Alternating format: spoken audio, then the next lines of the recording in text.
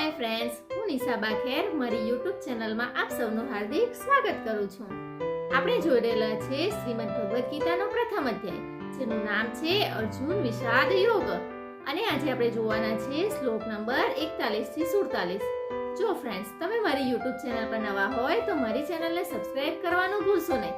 અને હા, bell icon પર જરૂરથી ક્લિક કરજો, જેથી તમને મારા નવા વિડીયોની નોટિફિકેશન મળતી રહે. તો ચાલો ફ્રેન્ડ્સ, જોઈએ આપણે શ્લોક નંબર 41. અધર્માભિભવાત કૃષ્ણે પ્રદૂષંતિ કુલસ્ત્રિય સ્ત્રીસુ દૃષ્ટા સુવાષ્ણેય જાયતે વર્ણશંકર. હે કૃષ્ણ, પાપ અધિક માત્રામાં વધી જતા કુળની સ્ત્રીઓ દુરાચારી બને છે. હે વાષ્ણે, સ્ત્રીઓ દુરાચારી થતા વર્ણશંકર પ્રજા પેદા થાય છે. અર્જુનની માન્યતા હતી કે કુળની સ્ત્રીઓ દૂષિત થતા વર્ણશંકર પ્રજા પેદા થાય છે, પરંતુ શ્રી કૃષ્ણે એ વાતનું ખંડન કરતા આગળ બતાવ્યું છે કે હું અથવા સ્વરૂપમાં સ્થિત મહાપુરુષ આરાધના અથવા ક્રમમાં ભ્રમ ઉત્પન્ન કરે તો વર્ણશંકરતા ઉત્પન્ન થાય છે. વર્ણશંકરતાના દોષો પર પ્રકાશ નાખતા અર્જુન કહે છે. હવે આપણે જોઈએ શ્લોક નંબર 42. શંકરો નરકાયેવ કુલજ્ઞાનામ કુલસ્ય ચ પતંતિ પિતરો યેષામ લુપ્ત પિંડોદક ક્રિયા. વર્ણશંકર પ્રજા કુળનો નાશ કરે છે અને કુળને નરકમાં પહોંચાડે છે. શ્રાદ્ધની પિંડોદ ક્રિયા અટકી જતા તેના પિતૃઓની અવગતિ થાય છે. વર્તમાન નષ્ટ પામે છે, ભૂતકાળના પિતૃઓની અવગતિ થાય છે અને ભવિષ્યની પ્રજાની પણ અવગતિ થશે. ચાલો ફ્રેન્ડ્સ, હવે આપણે જોઈએ શ્લોક નંબર 43. દોષે રેતે કુલજ્ઞાનામ વર્ણશંકર કારકે ઉત્સાધ્યન્તે જાતિ ધર્માઃ કુલ ધર્માશ્ચ શાશ્વતા. આ વર્ણશંકરને જન્મ આપતા દોષોથી સનાતન કુલ ધર્મ અને જાતિ ધર્મ નષ્ટ થાય છે. અર્જુન માને છે કે કુલ ધર્મ સનાતન છે, કુલ ધર્મ શાશ્વત છે, પરંતુ શ્રી કૃષ્ણે આ વાતનું ખંડન કર્યું છે અને દર્શાવ્યું છે કે આત્મા જ સનાતન શાશ્વત ધર્મ છે. વાસ્તવિક સનાતન ધર્મને જાણતા અગાઉ મનુષ્ય ધર્મના નામ પર કોઈને કોઈ રૂઢિને જાણે છે. એ જ રીતે અર્જુન પણ જાણે છે, જે શ્રી કૃષ્ણના મતે એકમાત્ર રૂઢિ છે. ચાલો હવે આપણે જોઈએ શ્લોક નંબર 44. ઉત્સન કુલ ધર્માણામ મનુષ્યાણામ જનાર્દન નરકે નિયતમ વાસો ભવતીત્યનુશુશ્રુમ.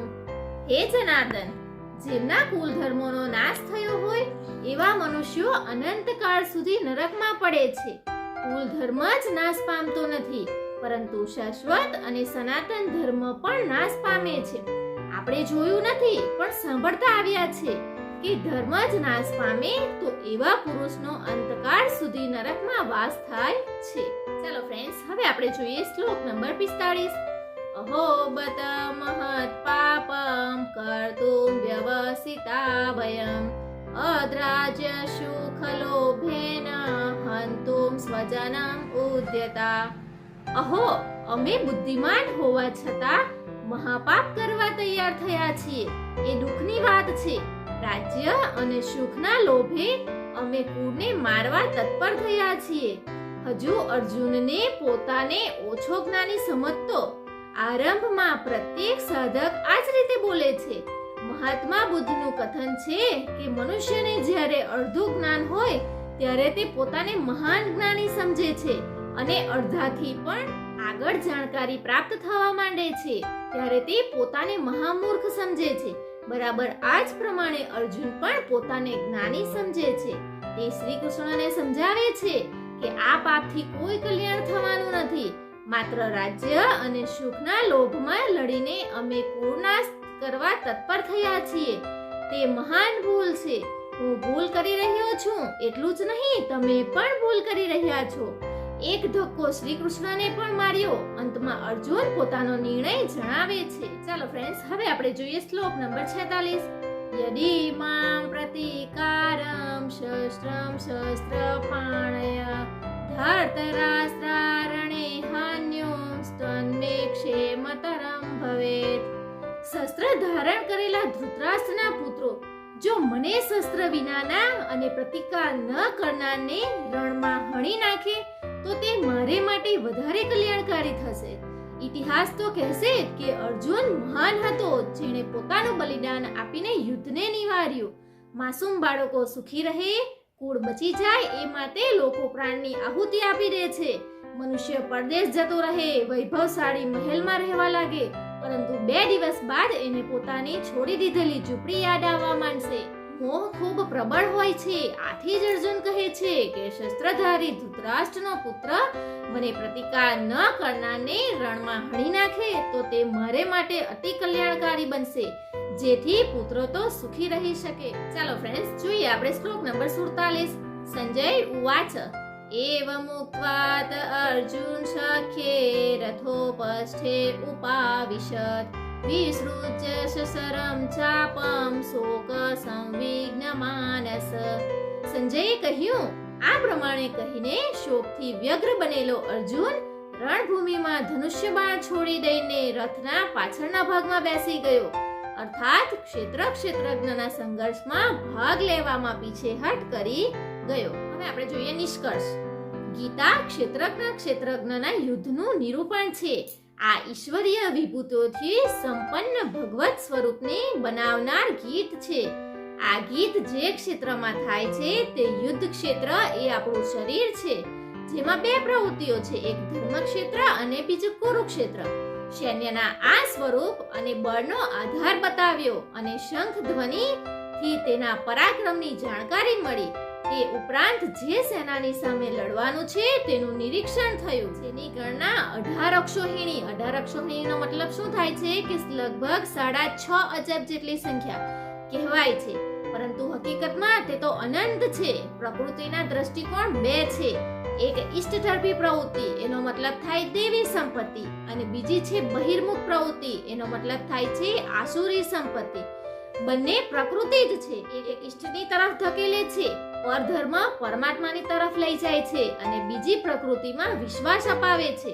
પહેલા દેવી સંપત્તિને સાધીને આસુરી સંપત્તિનો અંત લાવવામાં આવે છે, પછી શાશ્વત સનાતન પરબ્રહ્મ દિગ્દર્શન, અને તેમાં સ્થિતિની સાથે દેવી સંપત્તિની આવશ્યકતા એ પૂરી થઈ જાય છે.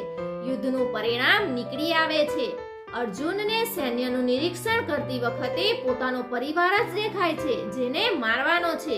જ્યાં સુધી સંબંધ છે એટલું જ જગત છે. અનુરાગના પ્રથમ ચરણમાં પારિવારિક મોહ બાધક બને છે. સાધક જ્યારે જુએ છે કે મધુર સંબંધોમાં એટલો વિચ્છેદ પડી જાય છે કે જાણે તે સંબંધો હતા જ નહીં, ત્યારે તેને ગભરામણ થવા માંડે છે. સ્વજનો પ્રત્યેની આસક્તિ દૂર કરવામાં તેને અકલ્યાણ દેખાય છે. તે પ્રચલિત રૂઢ પરંપરામાં પોતાનો બચાવ શોધે છે. આવું જ અર્જુને કર્યું. એણે કહ્યું, કુલ ધર્મ જ સનાતન ધર્મ છે. આ યુદ્ધથી સનાતન ધર્મ નાશ પામશે. કુળની સ્ત્રીઓ દૂષિત થશે, વર્ણસંકર પ્રજા પેદા થશે, જે કુલ અને કુલઘાટી બંનેને નરકમાં લઈ જશે. અર્જુન પોતાની સમજ પ્રમાણે સનાતન ધર્મની રક્ષા માટે વિકળ છે. એણે શ્રી કૃષ્ણને અનુરોધ કર્યો કે આપણે સમજદાર થઈને પણ મહાપાપ કેમ કરીએ છીએ. મતલબ કે શ્રી કૃષ્ણ પણ પાપ કરવા જઈ રહ્યા હતા. અંતમાં પાપથી બચવા માટે હું યુદ્ધ નહીં કરું એવું કહીને હતાશ અર્જુન રથના પાછળના ભાગમાં બેસી ગયો. ક્ષેત્રજ્ઞના સંઘર્ષમાંથી પાછો ખસી ગયો. ટીકાકારોએ આ અધ્યાયને અર્જુન વિષાદ યોગ કહ્યો છે. અર્જુન અનુરાગનું પ્રતીક છે. હવે અત્યારે તમને સમજ પડી ને કે આ અધ્યાયનું નામ અર્જુન વિષાદ યોગ કેમ રાખવામાં આવ્યું. સનાતન ધર્મ માટે વિકળ થવાવાળા અનુરાગી વિષાદ યોગનું કારણ બને છે. આ જ વિષાદ મનુને થયો હતો. હૃદય બહુત દુઃખ લાગા, જન્મ ગયો હરિ ભગતિ વિનો. સંશયમાં પડી મનુષ્ય વિષાદ કરે છે. એને સંદેહ હતો કે વર્ણસંકર પેદા થશે, જે નરકમાં લઈ જશે. સનાતન ધર્મ નષ્ટ થવાનો તેને વિષાદ પણ હતો. તેથી સંશય વિષાદ યોગનું સામાન્ય નામકરણ આ અધ્યાય માટે યોગ્ય છે. તેથી આ પ્રકારે શ્રીમદ ભગવદ્ ગીતા રૂપી ઉપનિષદ અર્થાત બ્રહ્મ વિદ્યા તથા યોગ શાસ્ત્ર વિષયા શ્રી કૃષ્ણ અને અર્જુનના સંવાદમાં સંશય વિષાદ યોગ નામનો આપણો પ્રથમ અધ્યાય પૂર્ણ થાય છે. ફ્રેન્ડ્સ, તો અહીંયા આપણું ચેપ્ટર 1 એટલે કે પ્રથમ અધ્યાય શું નામ હતું એનું? અર્જુન વિષાદ યોગ. એ અધ્યાય એટલે કે આપણો